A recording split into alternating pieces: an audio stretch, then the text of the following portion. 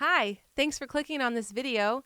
We're here at Trinity Wesleyan Church so that we can unleash hope to those around us, and that includes you. So thank you for being a part of what's going on in our church, even through technology. We hope that this video is a blessing to you, and at the end, you're going to see some next steps and ways that you can get involved even after this video is done. In a world filled with financial challenges, it's time to find your path to financial freedom. Discover the secrets to financial peace, prosperity, and purpose. Journey towards financial abundance and responsible stewardship. Are you ready to unlock the potential within your finances? I want you to do something as we start today. I want you to check something. Open up your phone, open up your bank website.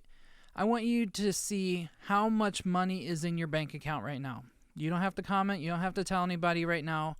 Unless it's your spouse, you need to know if it's your spouse. But open up your banking app, your checkbook, or if you don't have any of that readily available right now, estimate what you have as close as possible. But it's best to know as accurate as you can.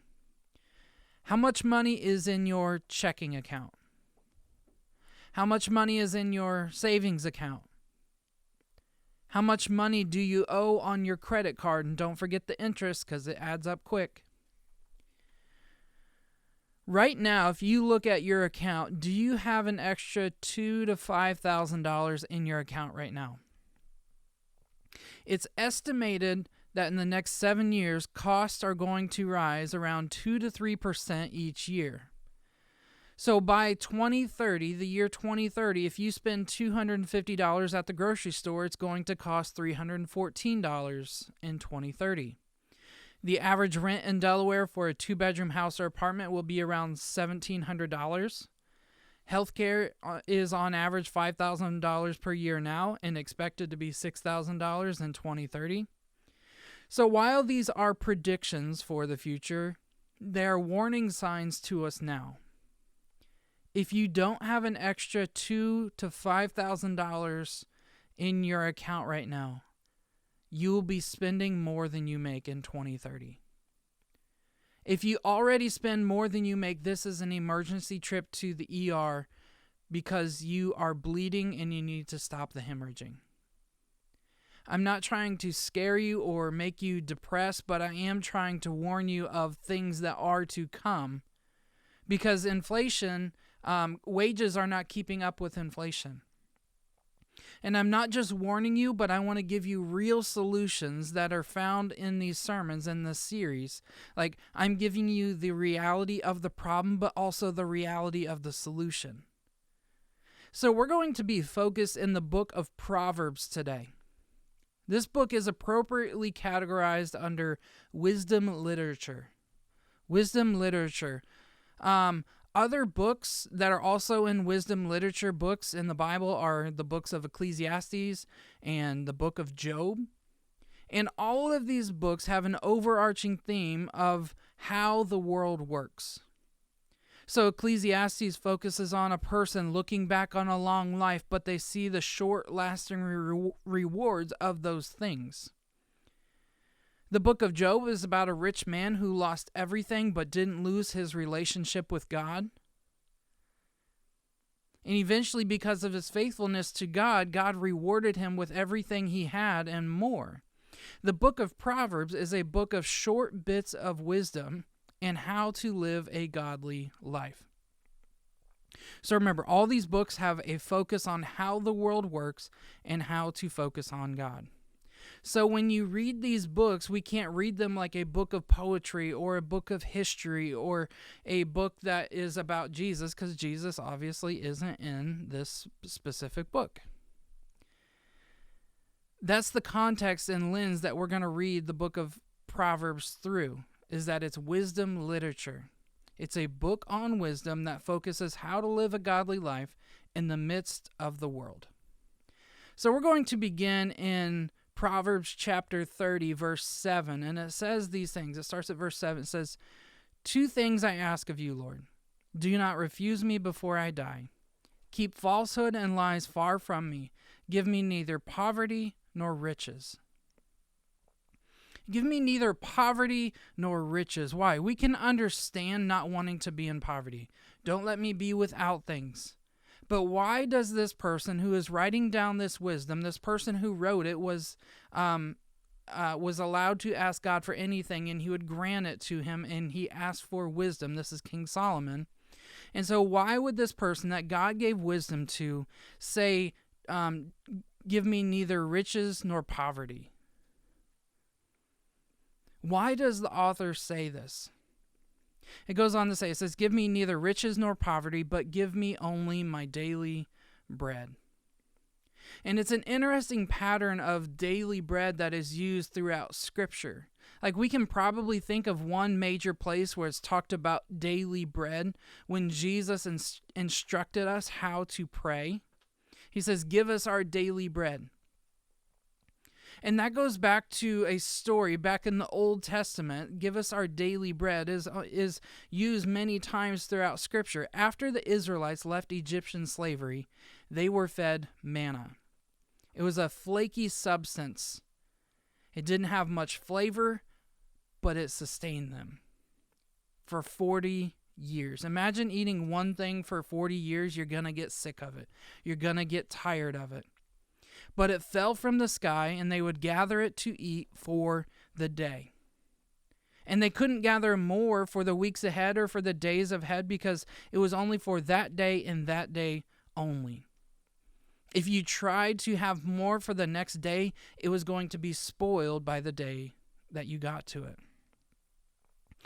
So this doesn't mean we don't have wisdom with our money, that it's a daily, every day, God's going to give me my ration. He's going to give me my allowance. It's not about waiting to have God provide for you every single day, because we don't live in a day of manna. Manna was a long season for those who were out of Egyptian slavery before they got to the promised land, but they didn't eat manna when they reached the promised land. It was a land flowing with milk and honey, and I bet that sounds a lot better than flaky, unflavored food.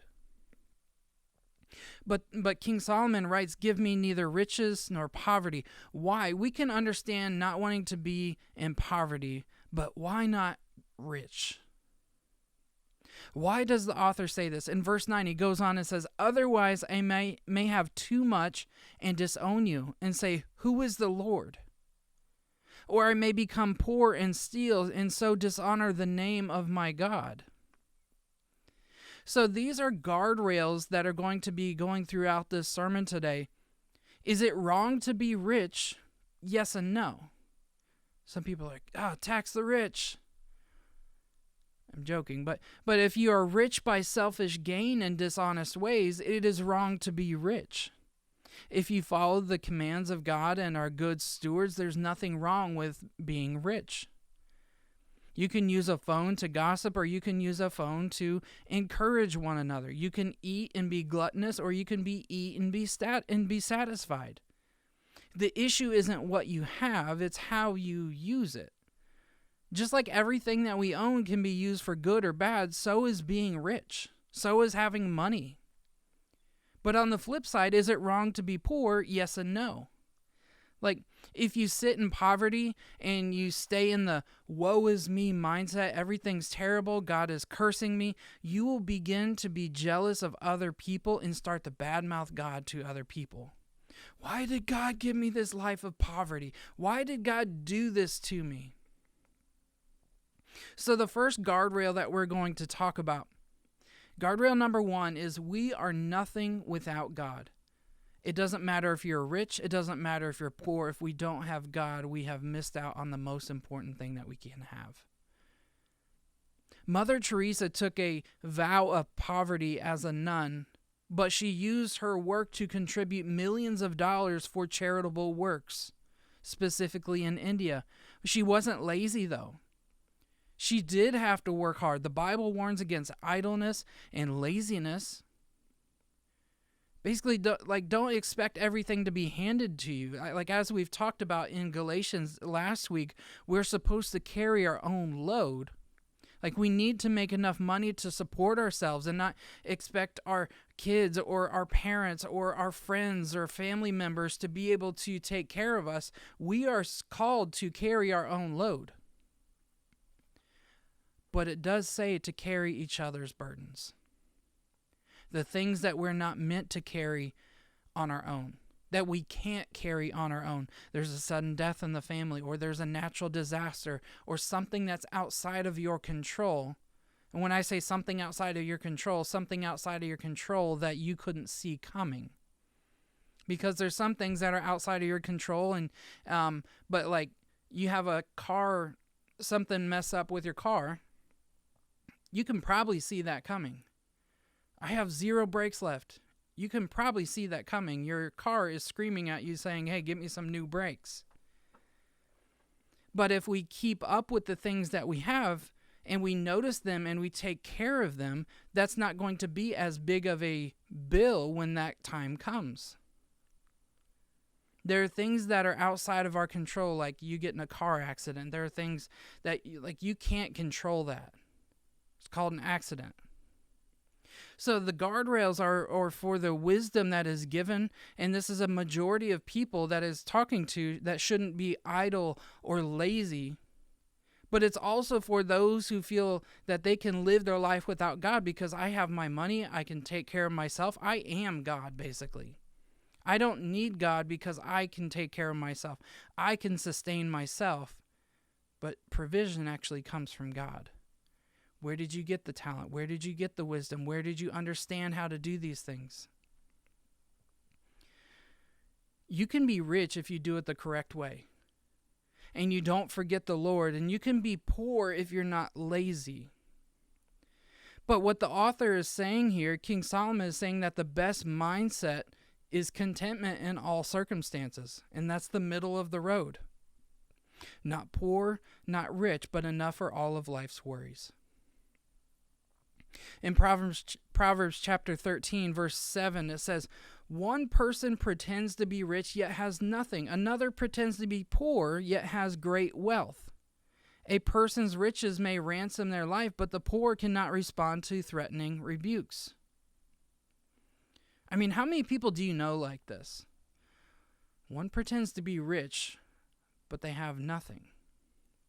You know, most people that have nice things are in debt up to their eyeballs. Whether it's the vehicles they drive, the house that they live in, the credit card debt, they always have the nicest clothes. Those people are probably in debt up to their eyeballs and are one paycheck away from their demise. There have been many people I know that I'm like, man, they have a lot of money, they got a lot of nice stuff. But eventually, they didn't have as nice of vehicles. They're moving houses quickly, and the nice stuff goes away. What happened? They got foreclosed on. They were acting like they were rich when they really weren't. On the other hand, I've met people who I thought had 0 money, but are actually very well off. My grandpa paid cash for everything. Didn't have the nicest things, didn't have the newest things, but he was well taken care of. He always joked that there was $1 million buried under his house. And he was also quite the prankster. And so some people thought it was a joke, some people thought it was real. Nobody really knew what to take of it. But some people live like they don't have money. But he enjoyed life, didn't have a lot of fun things, and waited until after all of the hard work to enjoy it. Like, he worked hard, he scrimped and saved, and he did all those things to make sure that he could have a retirement that he could enjoy. Dave Ramsey, a prominent Christian financial expert, says this. He says, if you live like no one else, later you can live like no one else. Meaning that if you live way under what you make, later you can live like no one else. You can be generous. You can enjoy retirement. You can leave money to your kids. Most people, especially those who are at a point of retirement right now, are feeling the stretch. They're feeling the burden, like they can't retire because they didn't plan ahead. They didn't put enough money aside. They spent up to their limit and didn't have extra for that. And so some people are having to go back to work. Some people are living a lot less than what they thought. They're like, man, I can only live until this age because of the money that I've saved. So guardrail number 2 is money is nothing but a facade.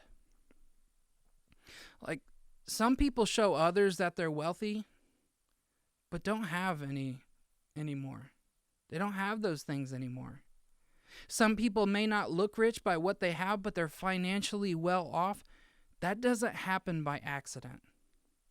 The proverb at the end of these verses says, "The poor cannot respond to threatening rebukes." The poor cannot respond to threatening rebukes. Like, I might be hitting a little close to home right now. 60% of Americans feel they can't cover a $1,000 emergency. 60% don't feel like they can cover a $1,000 emergency. Car trouble, home repair, healthcare costs. 37% of Americans feel they can't cover a $400 unexpected expense. Let's change the tide on that. You don't have to live that close. You don't have to live with that much stress.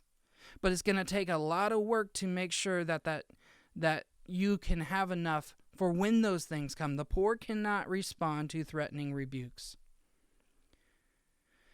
Proverbs 21, verse 17, it says, "Whoever loves pleasure will become poor. Whoever loves wine and olive oil will never be rich again." Again, these proverbs are written by one of the wisest men to have ever lived, a very rich man. And he's saying, whoever loves pleasure will become poor. Whoever loves wine and olive oil will never become rich. Guardrail number 3 is that pleasures are an endless pursuit. When you love pleasure and things and buying stuff and getting stuff, it is an endless pursuit. It doesn't matter how expensive it is. It doesn't matter if it's $100. It doesn't matter if it's like $2. It is an endless pursuit. And I've noticed as I've gotten older, I think about this on occasion. The stuff I was begging my parents for when I was a little kid, the stuff I said I would die without, the things that I said I would save for and never actually did, they're all somewhere in a landfill today. This was back in the 90s when people didn't really care about recycling and the earth and all that. It's in a landfill somewhere. That shirt or jacket that you have on right now eventually will be in a landfill or become an old rag for cleaning. The latest phone that everyone wants, in 2 to 3 years, it will be obsolete because the technology will be so far behind the next technology. There is no end to buying and spending. There'll always be something that's something more exciting with new technology that all become old news and become pointless and eventually trash. Why do we spend so much money on trash? The proverb says that all this contributes to poverty and will never allow you to be financially stable. Pleasures are an endless pursuit. It will never allow you to be stable. Proverbs 27, verse 23, "Be sure you know the condition of your flocks. Give careful attention to your herds, for riches do not endure forever." Back in these days, those who were shepherds and farmers and ranchers, they didn't have U.S. dollar bills. This is way before the United States was around. They didn't have rupees. They didn't have yuan. They didn't have all these different currencies that we have now that are paper or crypto or coins. Their currency was more in their animals, making sure that they were well taken care of. If you lose one of your sheep, that's like losing like $500 in today's currency. Like, remember when Jesus left the 99 to go rescue the one that had wandered? He knew that the 99 were safe and secure. It's a parable that Jesus used to show the value of the one sheep that he went and rescued. It mattered to him because it's precious. And I'm not saying that Jesus is talking about money, but this really puts into perspective the pursuit of finding that sheep. If I had $500 cash in my wallet, which I never do, I hardly carry cash. If I lost $500 cash out of my wallet, you bet I'd be running like crazy everywhere to go and find it. Guardrail number 4 is know the condition of your flocks. In the last money series about 18 months ago, I used this proverb, and some people have remembered it and still remember it. Some people remembered it for a couple weeks and went back to their old ways.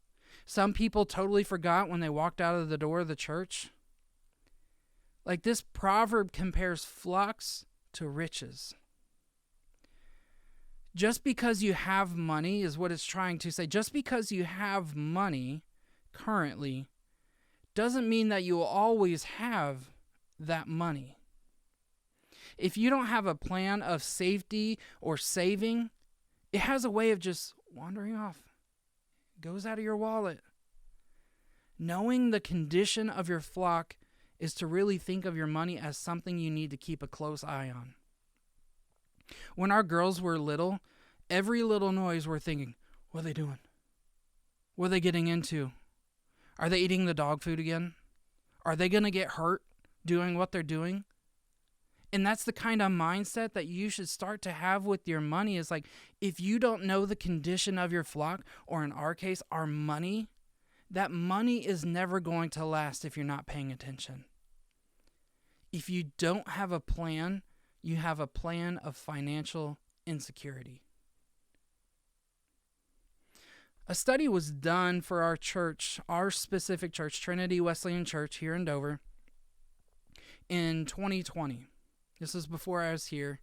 I'm not really sure where it came from, who did it, but it was very interesting and helped me see more demographics and stats about our community than what is readily available from the state websites. And I was cleaning out a room at the church this past week and found this study. So this study comes from a group called GLOO, Gloo.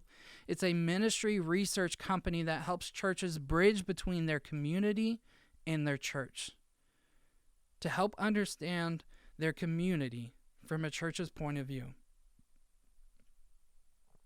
25% of people within 5 miles of our church have a household income of less than $30,000.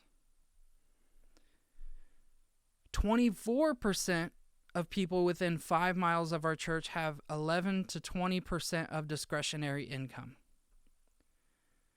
48% of people within 5 miles of our church only have 1 to 10% of discretionary income. And by the way, the discretionary income that they are talking about, it says anything available for investing, giving, saving, or any spending beyond basic necessities. So necessities are food, housing, healthcare. 5% of people in our community have $0 of discretionary income. And it was shocking to read this because this shows us that 77% of our community of Dover doesn't have enough discretionary income to have a savings account. 3 in 4 people in our city don't have enough money to have a savings account or put money aside, a rainy day fund, an emergency fund, whatever you want to call it. They don't have enough money for that, and likely don't have enough for a $1,000 emergency that might come up. So as I read this, I'm realizing there is an urgency for followers of Jesus to fully trust in Jesus, because the other way is clearly not working. I've seen God's promises regarding money come back.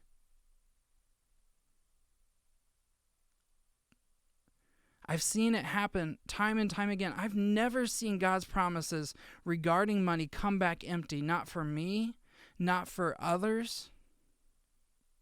And here's the thing, most people think they can't afford to do something like this. But number one, you can't afford not to do it. whatever amount that you currently have, remember that number, stick it in your head right now. Whatever amount you currently have, you have enough. Ellie came home from school on Thursday and she showed me this magic trick. And I thought it was so interesting, I had to bring it to show you guys today. So she comes in and she goes, I have a bowl and it has 3 coins in here. I'll show you. The bowl is empty, got 3 coins. 1, 2, 3. Okay? Nothing in my hand. I'm not good at magic, okay? So you got 3 coins in this bowl, and you put this other bowl on top of it, and you flip it over 3 times. 1, 2, 3. And she showed me, and now how many are there? There's 6 coins in here now. And I was really dumbfounded. Maybe I'm just hoping I was just tired and not understanding. And I was looking at this. I was like, man, how did she do that? Not even trying to be funny. Not trying to just go along with what she's doing. But here's the thing is that I can even turn it back into 3. And there's 3 now. But here's the thing is that in the other bowl, there was already 3 more. So we feel like we don't have enough, and we're like, man, this is crazy. God's telling me this isn't going to work out. But the reality is that they were taped to the top, and there's actually more than you thought. The reality of this trick is that it's always been there. There's no magic. There's no wisdom. When we think we don't have enough, there's always more. It's always been there. There's no magic, just wisdom. And some of the wisdom that has been passed down through generation after generation, through finance wizards and gurus and all these different people, Christian thinkers, non-Christian thinkers, a general rule that people like to have is a budget of 80-10-10. 80-10-10 is your budget of 80% you live on. Those are your expenses. 10% in a church setting, we say 10% is for tithing, which God commands, God asks us to do, and it's always come back. It's always worked out well, and we've never gone without something when we've tithed. And we tithe every month on what we make. And then the other 10% is for saving. So let's say you make $30,000 a year, you should be living on $24,000 a year. $3,000 for tithe, $3,000 for saving. But you don't get to this point without making some difficult decisions. Guardrail number 5 is, to put it quite blunt, is to cut the crap. It's to eliminate excess. Negotiate bills. Be wise. Try something different. If it's not working, try something different. It's the same thing that Jen and I do with our bills. Same thing I did when I got here to be the pastor of this church. That I went through all of our bills and trying to find where can we save money. We got rid of some things that we didn't need. We got rid of some things we didn't know we were paying for. We got rid of some things that are just excess and we don't need for this season. We got rid of some things by negotiating bills and having our trash taken once every 2 weeks instead of every week.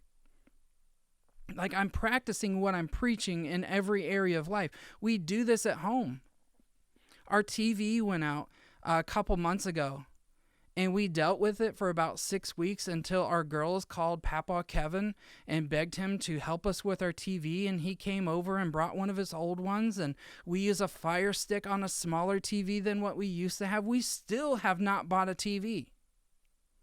We don't need a fancy one. And we probably won't buy one for a while. Guardrail number 5 is about cutting the fat, cutting the crap, getting rid of the stuff that we don't need.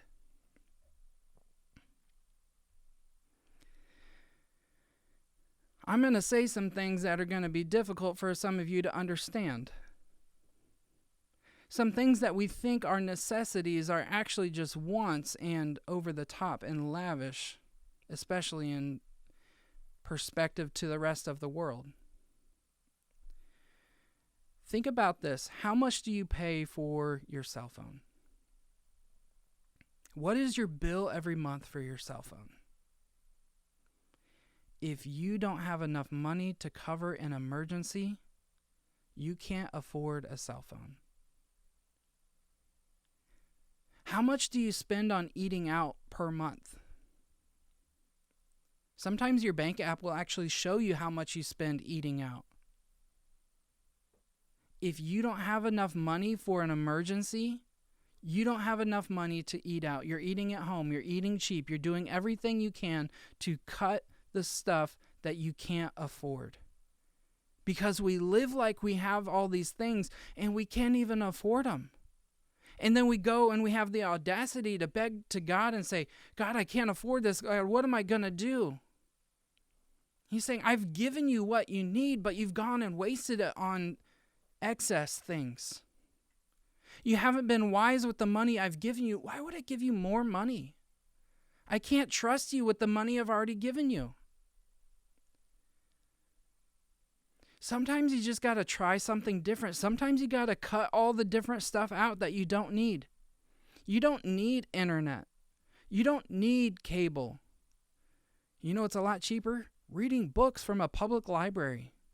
And you'll probably get way smarter too, instead of just consuming information that we don't even, that's actually going to stress us out anyway. Try something different. Try changing jobs. It doesn't matter how old you are. Try changing jobs. If you're not making $15 an hour at your job right now, and you don't have you don't have the ability to move up in your company or where you work, do something different. You are in an employee market. You are in one of the best times for an employee to get a job where you can find your hours, you can find your pay, you can do all these things, but you got to try something different. When we first got here, Jen was babysitting, and it started out with 2 kids, and then one of the kids went to preschool after a couple months, and then there was just one child, and then another family moved into town, and she started babysitting one of their kids. Then they had another kid, and she was babysitting 3, and then another family moved in, and then she was babysitting 4, and then during the summer she was babysitting, I don't even know, 6, 7, 8. They keep multiplying it. It scared me. And Jen was making decent money babysitting. But we got to a point where we didn't really like living like that. It was a lot of driving. It was a full day out of the office. And she's actually changed to do something different. She's doing digital project management now, which in May of this year, we didn't even know what all those words meant. And now she's doing it. She's changed up her schedules, changed up her hours, and done a lot of things. She went from tons of poopy diapers to 0 poopy diapers. We get to take our kids to school every single day. This is something we chose for ourselves. And right now she's making about what she was making as she was babysitting.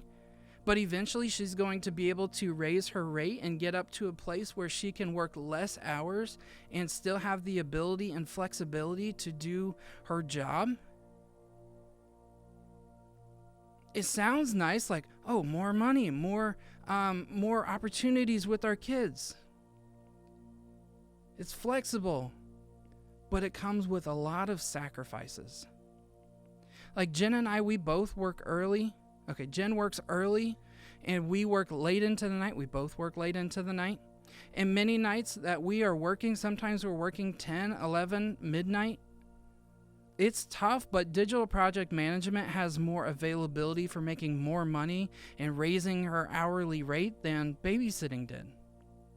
Like, I work full-time at the church, but I also do graphic design work on the side. I'm able to help other churches who don't have money for design to help them. And this can only happen when we cut the excess, when we trim the fat. When we're able to do that, we are able to live in financial stability. But just like this earlier, you have enough. And if you don't have enough, try something different. You can try something different. And if that doesn't work out, try something different. You're not held to your job. You're not licensed to stay at your job. I mean, if NFL players can be in a contract and they can go to do something else and go to a different team even though they signed a contract, like, what's keeping you from staying at your job right now? If you don't feel like you have enough, do something different. Find a job that is going to work for you. In all of these guardrails that we've talked about today, I want you to go home. Well, you're already at home. I want you to go and take a look at your budget. If you don't have a budget, make a budget. Search online, Google how to make a budget. You can even find pre-made templates of budgets.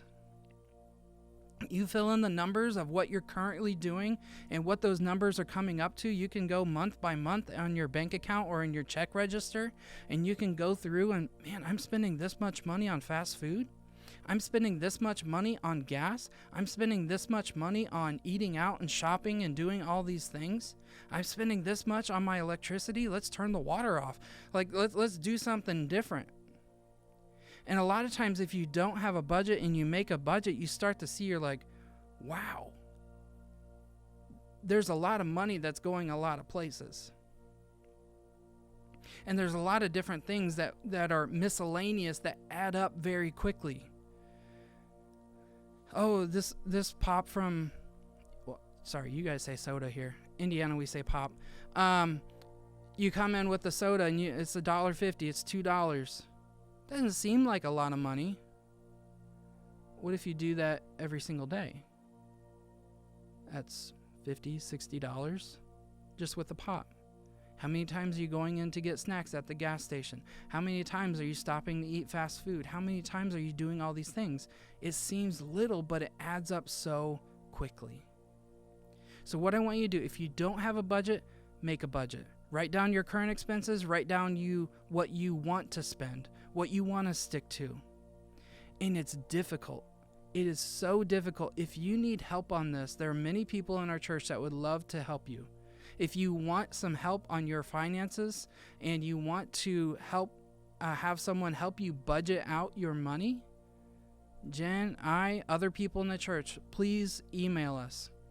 admin@trinitywesleyan.de.com, or you can message us on Facebook or DM us on Instagram. You can find us anywhere.